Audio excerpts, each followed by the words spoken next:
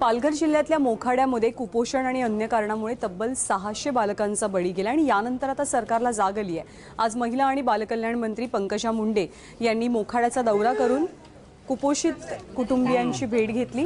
काही दिवसांपूर्वीच मोखाड्यामधल्या सागर वाघ या चिमुकल्याचा कुपोषणामुळे मृत्यू झाला। त्यानंतर आदिवासी विकास मंत्री विष्णू सावरा कुटुंबियांच्या भेटीला गेले, मात्र कुटुंबियांनी त्यांची भेट नाकारली। त्यामुळे लोकांचा सरकारवर रोष होता। हा रोष दूर करण्यासाठी आज पंकजा मुंडेंनी वाघ कुटुंबियांची भेट घेतली आणि त्यांचं सांत्वन सुद्धा केलं। पंकजांचा दौरा असल्यामुळे प्रशासनाने सुद्धा खास बडदास्त ठेवली होती।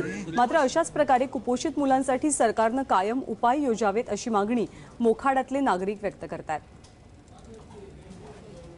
बालमृत्यू हा विषय टोटली वेगळा आहे, तो टोटली आरोग्य विभाग हँडल करतो, पण मी काल त्याचा एक खूप डिटेल आढावा घेतला। बालमृत्यूचे कारण अनेक आहेत, पण कुपोषण हे कारण तरी भविष्यात नसावं याच्यासाठी आपण प्रयत्न केला पाहिजे।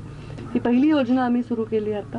तर ह्या बाळा जर पोटात असेल तर तेव्हापासून 9 महिन्याचं खायला घातलं आणि तिला बरोबर मल्टीव्हिटॅमिन दिले तर ते बाळ आणि ती महिला सशक्त राहील।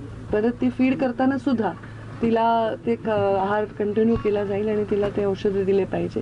आणि नंतर बाळाचा आहार याला लक्ष दिलंच पाहिजे, आम्ही देतोय, पण ह्याच्यामध्ये जे आतापर्यंत स्ट्रक्चर होतं ते खालपर्यंत गळती जी होत होती ते बंद करण्यासाठीच आम्ही ही न्यूट्रिशन पॉलिसीज बदलली आहे।